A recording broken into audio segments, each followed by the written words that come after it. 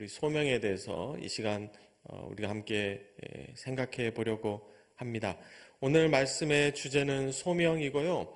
이사야 전체 성경 중에서 상당히 중요하고 유명한 말씀이 참 많지만 이사야 6장은 이사야 선지자가 소명을 받은 장으로서 이사야의 소명장으로 상당히 유명한 성경 본문입니다. 제가 소명에 대해서 이렇게 고민해 보면서 우리의 인생에는 우리는 어떠한 소명을 받고 있는가를 제가 묻고 싶고요. 그것은 또한 동시에 과연 우리는 왜 소명을 반드시 받아야 할까? 여러분 한번 고민해 보십시오. 과연 소명이 없는 삶은 괜찮은가?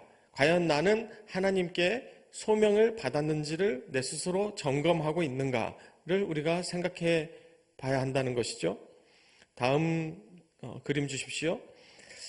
그래서 소명받은 자는 낙심하지 않는다. 좀 줄여서 말하면 소명자는 낙심하지 않는다는 상당히 유명한 기독교적인 격언이 있습니다.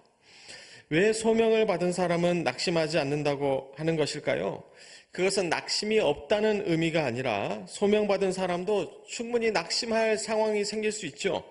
그렇지만 하나님께서 주신 그 소명을 붙잡을 때, 그것을 기억할 때 하나님께서 부르신 사람은 어떤 어려움, 어떤 낙심할 상황이 와도 다시 일어설 힘을 얻고, 그렇잖아요. 우리가 나에게는 소명이 있기 때문에 하나님께서 나에게 맡기신 소명, 그것을 다하기까지 내가 이렇게 주저앉아 있을 수 없다는 어떤 자각을 할 수 있기 때문에 이것은 결국 낙심이 없다는 의미가 아니라 낙심을 뛰어넘을 수 있는 믿음과 그 능력이 바로 소명 가운데에 반드시 함께 주어진다는 것을 우리가 깨닫게 됩니다.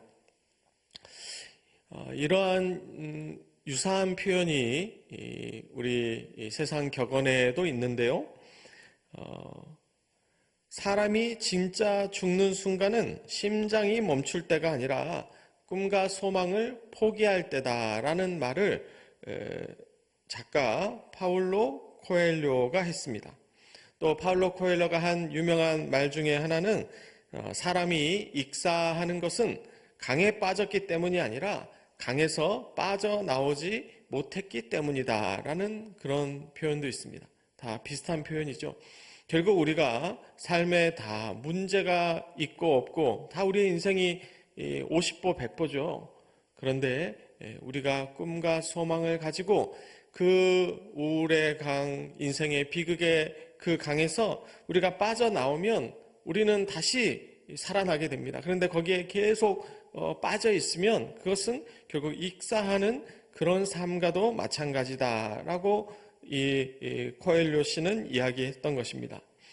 그래서 오늘 소명에 대해서 이야기하면서 제가 소설 하나를 우리 파울로 코엘료께서 쓰신 베로니카 죽기로 결심했다. 우리 다음 화면 주십시오. 이 소설은 등장인물이 베로니카라는 여성인데요. 이 젊은 여성은 좋은 직장, 안정된 삶을 사는 사람입니다. 그런데 그는 자신의 삶에 의미를 찾지 못하고 무료하게 반복되는 일상에서 점점 우울해지고 계속 자신의 삶을 포기하고 싶은 그런 유혹에 자살까지 시도하는 그런 어리석음을 나타냅니다. 그런데 그 자살에 실패하면서 정신병원 빌레트에서 눈을 뜨는데요. 근데 놀랍게도 거기서 건강 진단을 하면서 자신이 얼마 살지 못하는 건강 상태라는 것을 진단을 받습니다. 그래서 거기서 자신의 치료를 하면서 이렇게 죽음을 조금씩 기다리던 그 베로니카는 그 정신병원에서 다양한 사람들을 만나면서 처음으로 진정으로 삶을 살고 싶다는 그런 강한 충동을 갖게 되고요. 그래서 그 안에서 그 여성은 자신의 자유를 꿈꾸며 또 자신의 진정한 삶의 가치를 살아가도록 그렇게 깨닫게 됩니다. 그러면서 이 책에서 제시하는 상당히 유명한 문장은 가장 큰 고통은 삶의 무의미함이다라는 그런 메시지를 던지고 있습니다. 그래서 우리 사람이 죽는다는 것은 단순히 생물학적으로 심장이 멈춘다, 호흡이 멈춘다고 해서 사람이 죽는 것만이 아니고 결국 이것은 정신적으로도 사회적으로도 영적으로도 이 죽음의 의미는 상당히 그 스펙트럼이 넓다고 이야기할 수 있는데요. 그래서 이 책이 제시하는 것은 인간이 가장 두려워야 할 대상은 그런 육체적인 죽음이 아니라 아예 삶의 무의미함으로 빠져들면 그것은 살아도 결국 살 의미가 없어지는 것이다 라는 것을 이야기하고 있습니다. 우리 세상적인 이런 소설들도 삶의 가치를 그렇게 평가하고 있는데 우리 기독교인의 가치는 또한 어떻겠습니까? 바로 우리에게는 소명이 삶의 의미가 되는 줄 믿습니다. 우리가 왜 살아야 하는지 뚜렷한 이유가 없으면 삶이 무의미해지는 것처럼 우리가 하나님을 왜 믿어야 하는지 우리가 그 의미를 발견하지 못하면 우리의 신앙도 어떻게 보면 의미를 잃기가 십상이죠. 하나님께서 우리에게 주신 소명, 지금 나를 이 자리에 부르신 그 부르심이 있는 줄 믿습니다. 여러분 그 소명을 아직 찾지 못했거나 아니면 받았어도 자칫 우리의 바쁜 일상 가운데 그 소명을 놓치고 계신다면 이 시간 다시 한번 이사야가 소명을 받는 이 장면을 통하여 여러분의 소명을 확인하시고 그 소명대로 주님 앞에 이 세상 삶을 하나님 앞에서 다시 한번 힘차게 살아내시기를 주님의 이름으로 축원합니다. 그래서 오늘 말씀을 한 절 한 절 보겠습니다. 오늘 말씀 시작 5절을 우리 함께 읽겠습니다. 함께 읽습니다. 그때 내가 말하되 화로다 나여 망하게 되었도다. 나는 입술이 부정한 사람이요 나는 입술이 부정한 백성 중에 거주하면서 만군의 여호와이신 왕을 배웠음이로다 하였더라. 아멘. 오늘 본문에서 그때라고 이야기하는 것은 일단 시기적인 배경은 오늘 본문은 제가 읽지 않았지만 오늘 보는 이사야 6장의 맨 앞에 1절 부분에 나와 있습니다. 바로 우시야 왕이 죽던 해라고 하는 것이죠. 이 우시야 왕이 죽던 해라는 의미는 우리가 우시야 왕이 어떤 존재인지를 생각해 볼 필요가 있습니다. 과연 이사야가 왜 우시야 왕이 죽던 해에 부르심을 소명을 받게 되었는가를 우리가 보게 되는데요. 역대하 26장 3절을 화면에서 바꿔주시면 우시야 왕이 왕위에 오를 때가 그는 16세에 불과했습니다. 그런데 그가 무려 52년간이나 그 이스라엘 남유다를 다스렸는데요.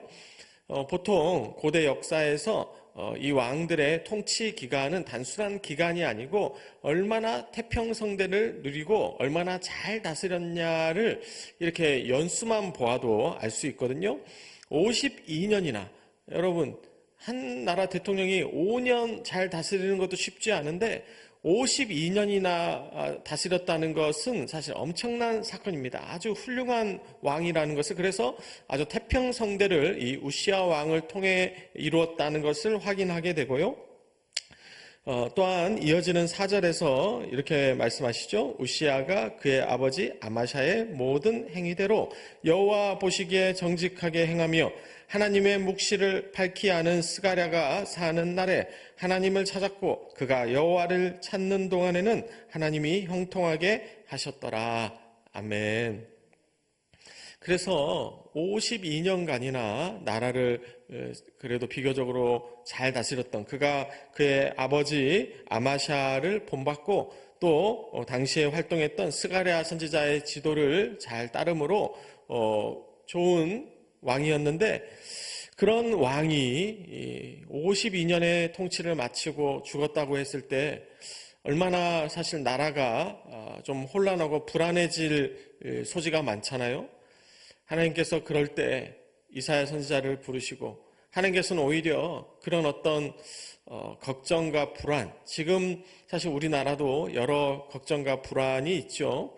그러한 상황이 오히려 하나님께서 역사하실 때고 하나님께서 소명을 주실 때인 줄 믿습니다. 그래서 하나님께서는 지금 우시야 왕이 죽는 그 해에 바로 이사야를 불러서 소명을 주시는데요. 또한 이후에 이사야 2절 이하를 보면 이사야가 소명을 받기 전에 그는 천상의 예배를 보게 되는데요. 여기서 스랍이라고 나오는 것은 천사들을 표현하는 관용어입니다. 그래서 이 스랍들이 천사들이 각기 6날개가 있어서 둘로는 얼굴을 가리고 둘로는 발을 가리고 남은 둘로는 하늘을 나는 그 모습을, 천상의 모습을 이사야가 보게 되고요. 그리고 이제 3절에서 그 천사들이 찬양하면서 거룩하다 거룩하다 거룩하다 만군의 여호와여 그의 영광이 온 땅에 충만하도다. 아멘. 이렇게 천상의 찬양을 보면서 어떻습니까? 4절에 문지방 터가 요동하고 성전의 연기가 충만한 그런 환상적인 경험을 이사야가 하게 됩니다. 상당히 소명을 받기에 아주 적합한 그런 장면, 그런 환경에 지금 이사야가 놓이게 되죠. 그래서 다시 오늘 본문으로 돌아와서 5절을 보면요, 바로 그때 이사야가 소명을 받게 준비되는 것입니다. 그런데 여러분이 보실 때 이사야의 반응이 어떻습니까?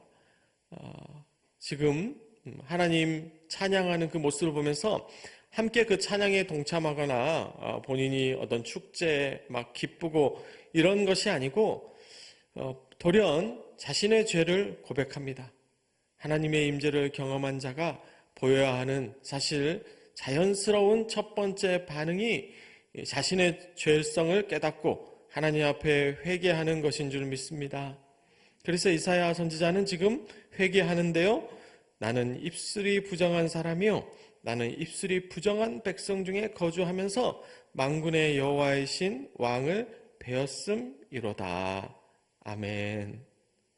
이 모습을 보면서 우리는 성경의 다른 인물들도 비슷하다는 것을 발견하게 됩니다. 그 인물은 시몬 베드로인데요. 누가복음 5장 8절입니다. 시몬 베드로가 이를 보고 예수의 무릎 아래에 엎드려 이르되 주여 나를 떠나소서 나는 죄인이로소이다 하니. 아멘. 그러니까 하나님의 임재를 경험하는 인간의 자연스러운 반응은 우리가 얼마나 잘났느냐, 내가 얼마나 똑똑하냐, 내가 얼마나 하나님을 잘 섬길 수 있냐라고 생각하는 것이 아닙니다. 오히려 그것은 성령 임재가 없는 사람의 반응일 가능성이 높아요. 그것은 하나님의 역사가 아닐 가능성이 높습니다. 오히려 하나님의 역사는 어떤 사람에게 나타나느냐, 바로 오늘 장면의 이사야처럼 또한 시몬 베드로처럼 하나님 앞에 자신이 얼마나 죄인인가를, 자신이 얼마나 하나님 앞에 부족한 존재인가를 자각하는 그런 겸손한 사람에게 오히려 하나님의 은혜가, 성령께서 충만하게 임재하시는 줄 믿습니다. 그래서 시몬 베드로가 자신의 죄를 고백할 때 예수님께서 오냐 너는 그렇게 죄인이다 이렇게 말씀하지 않으시잖아요. 우리 이어지는 10절에서 어떻습니까? 9절에서 예수님께서 그 소명을 선포하시고 이제 소명받은 베드로가 10절에서 어떻습니까? 무서워하지 말라. 이제 후로는 내가 사람을 취하리라고 이렇게 소명을 받게 된 줄 믿습니다. 하나님께서 지금 우리를 부르고 계십니다. 그래서 우리가 하나님 앞에 나아갈 때, 하나님의 부르심을 받을 때, 소명을 받을 때 우리의 부족함을 우리가 먼저 인식하게 되고, 나 같은 사람이 소명받아도 괜찮을까? 정말 하나님께서 나 같은 사람도 쓰실 만하신가? 우리가 그런 어떤 오해, 그런 어떤 자격지심이 드신다면 여러분 그 감정을 이상하게 생각하지 마십시오. 이사야도 그랬고요, 베드로도 그랬습니다. 그렇게 뛰어난 위대한 선지자이고 사도였던 사람들도 그랬다면 저와 여러분 같은 보통 사람들은 그런 감정을 느끼는 것이 매우 자연스럽지 않겠습니까? 우리가 그러한 감정을, 그러한 죄책감을 하나님께서 다 씻어주시고 정화시켜 주시는 줄 믿습니다. 그래서 오늘 본문에서도 곧장 하나님께서 우리의 모든 죄악을 정화시켜 주시는데요. 6절 말씀, 7절 말씀 제가 읽겠습니다. 그때 그 스랍 중에 하나가 부젓가락으로 제단에서 집은 바 핀 숯을 손에 가지고 내게로 날아와서 그것을 내 입술에 대며 이르되 보라 이것이 내 입에 닿았으니 내 악이 제하여졌고 내 죄가 사하여졌느니라 하더라. 아멘. 그래서 제단에 핀 숯을 하나님께서 우리의 입에 대시고 우리를 깨끗하게 해주신다고 하는 것이죠. 이것은 이사야만의 사건이 아닙니다. 하나님 앞에 나오는 모든 백성들이 다 주님 앞에 왕같은 제사장이고 하나님의 거룩한 백성, 우리가 주님의 다 귀한 자녀들이기 때문에 하나님께서는 저와 여러분을 이 시간에도 제단 숯불로 우리를 정화시켜 주시고 저와 여러분의 입술을, 우리의 생각을, 우리의 몸과 마음을 다 깨끗하게 해주시는 분이 바로 구원의 하나님, 전능하신 하나님이신 줄 믿습니다. 아멘. 그래서 요한복음 15장 2절에서는 이렇게 말씀하시죠. 우리 지난주에도 극상품 포도나무를 보면서 우리가 이 부분을 묵상한 바가 있는데요.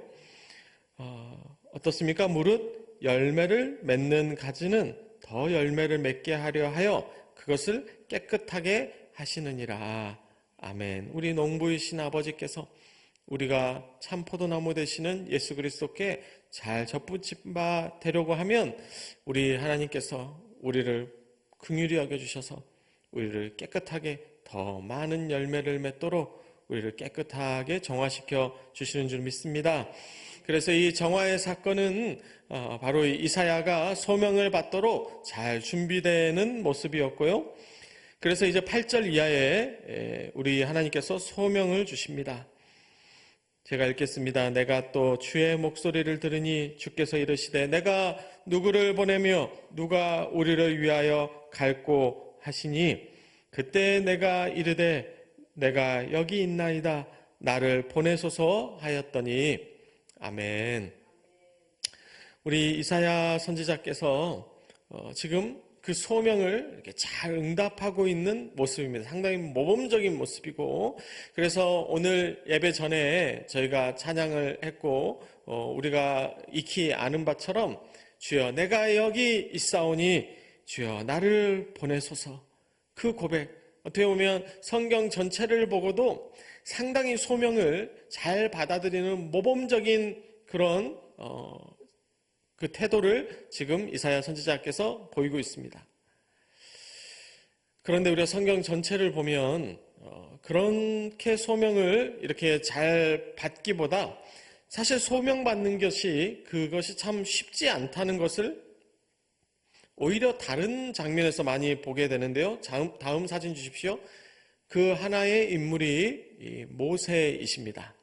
모세는 이 장면에서 보시는 것처럼 홍해를 갈라서 이 민족 이스라엘 백성들을 홍해를 건너서 광야로, 이제 광야도 40년간을 주님의 은혜 가운데 이끌었던 참 이스라엘 역사 가운데서도 그렇고 우리 성경 가운데서도 누구와도 사실 비교하기 쉽지 않은 상당히 위대한 지도자, 위대한 선지자, 하나님의 십계명 두 돌판을 시내산에서 받았던 위대한 인물이 모세였지만 모세가 소명을 받던 장면은 어땠습니까?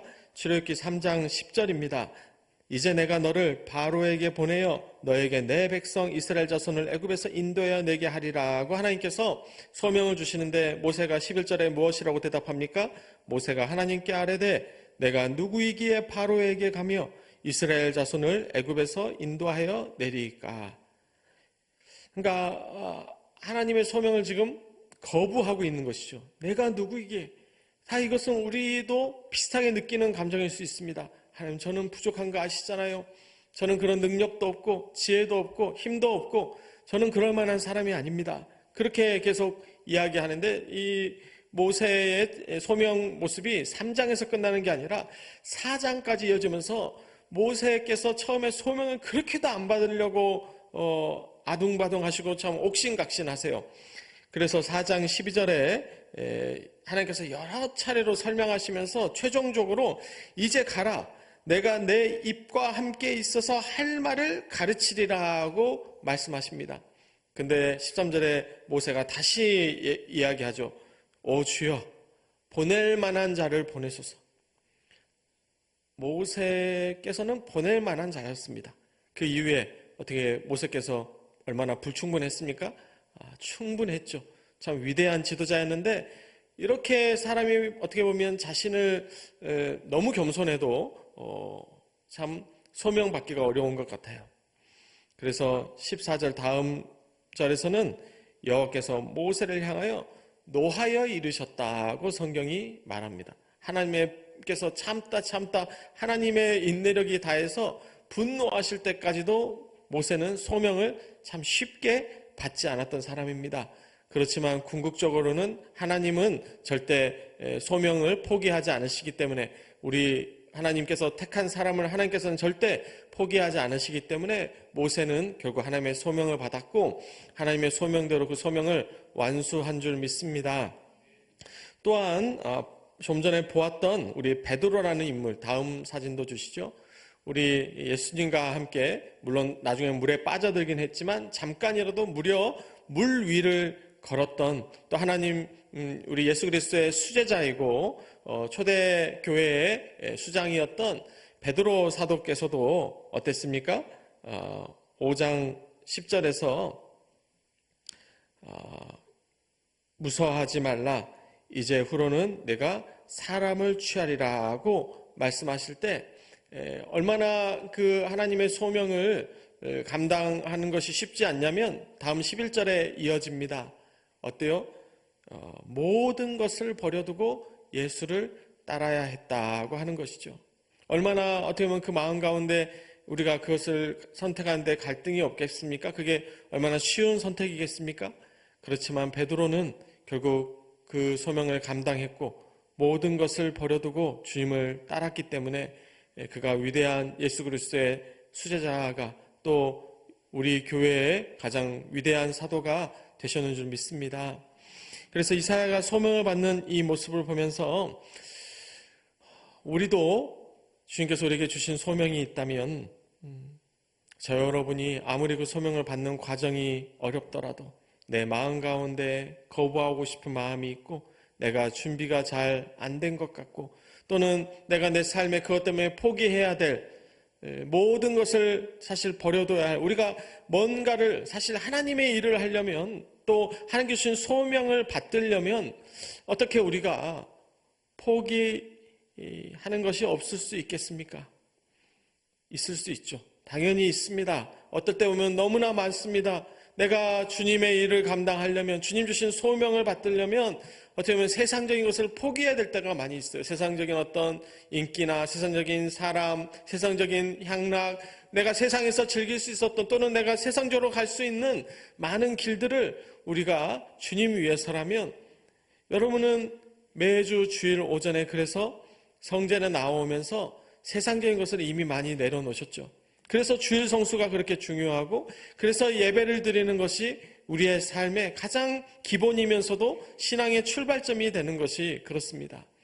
우리가 주님을 더 잘 섬기려면 주님 더 열심히 봉사하려면 결국 내 자아도 내려야 하고 내 자존심도 내려놔야 하고 결국 내 삶에 얼마나 많은 부분을 하나씩 내려놓을 수 있느냐에 따라서 결국 더 하나님을 잘 모시고 섬길 수 있기 때문에 결국 하나님께서 우리에게 소명을 주시는 것은 우리의 삶에 하나님을 더 가득 채움으로 반대로 세상의 것은 더 많이 내려놓고 주여 내가 여기 있나이다 나를 보내소서 우리가 이사야와 같이 우리가 베드로와 같이 또한 모세와 같이 주님 뒤따라가야 할 줄 믿습니다. 아멘. 그리고 이어지는 10절 말씀 우리 다 함께 읽겠습니다. 읽습니다. 여호와께서 이르시되 우리 10절 말씀 같이 읽겠습니다. 여호와께서 이르시되 가서 이 백성에게 이르기를 너희가 듣기는 들어도 깨닫지 못할 것이요 보기는 보아도 알지 못하리라. 아멘. 이 본문은 보면서 이사야의 소명이 또한 그렇게 쉽지 않았다는 것을 저희가 보게 되는데요.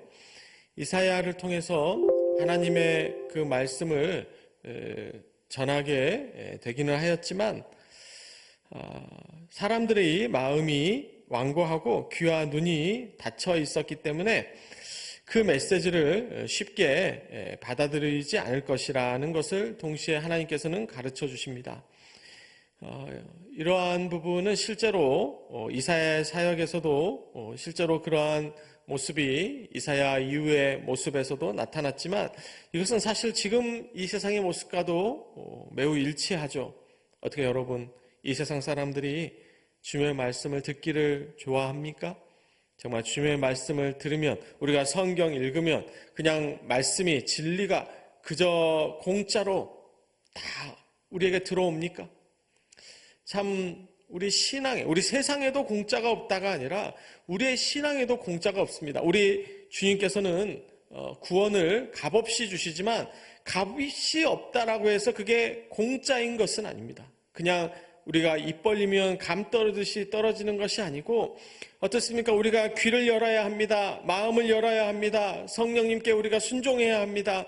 우리가 더 정신을 하나님께 집중해야 주님의 말씀이 들리고 우리의 마음을 터치하고 우리의 삶을 인도하시는 성령의 역사하심을, 그 주님의 음성을 우리가 깨닫게 되는 것이죠. 그런데 이 세상은 듣기는 들어도 깨닫지 못하고 보기는 보아도 알지 못하는, 결국 이것은 이사야의 시대만이 아니라 지금 시대까지도 어떻게 보면 하나님을 참되게 섬기지 못하는 이 세상의 어리석은 사람들의 모든 모습이 이런 모습이고요. 반대로 우리는 열린 마음을 가지고 있고 우리는 열린 영성으로 성령 충만으로 하나님 앞에 나아가기 때문에 하나님께서 주시는 진리가 우리에게 신령과 진정으로 다 임재하시는 줄 믿습니다. 아멘. 오늘 이 말씀 6장의 결론으로 13절 말씀드리고 오늘 말씀을 마치겠습니다. 우리 13절 보시면서 다 함께 읽겠습니다. 읽습니다. 그 중에 10분의 1이 아직 남아있을지라도 이것도 황폐하게 될 것이나 밤나무와 상수리나무가 배임을 당하여도 그 구루터기는 남아있는 것 같이 거룩한 씨가 이 땅의 구루터기니라 하시더라. 아멘. 그래서 오늘 말씀을 정리하면서 다시 한번 강조해 드릴 표현은 우리가 남아있는 사람들이, 남겨진 자들이 되어야 한다라고 하는 것이죠. 바로 그것은 오늘 본문에서는 구루터기라는 표현으로 표현됩니다. 어떤 나무가 배임을 당해도 구루터기가 남아있으면 그 구루터기를 기반으로 삼아서 새로운 생명이 잉태하고 다시 거기서 회복이, 또 다음 생명이 시작할 수 있는 것처럼 우리가 이 땅에 마지막 남은 희망, 주님의 소망을 가진 자들로 하나님의 희망을 이 세상 가운데 전달할 수 있는 생존자로 여러분을 주님 소명 주신 줄 믿습니다.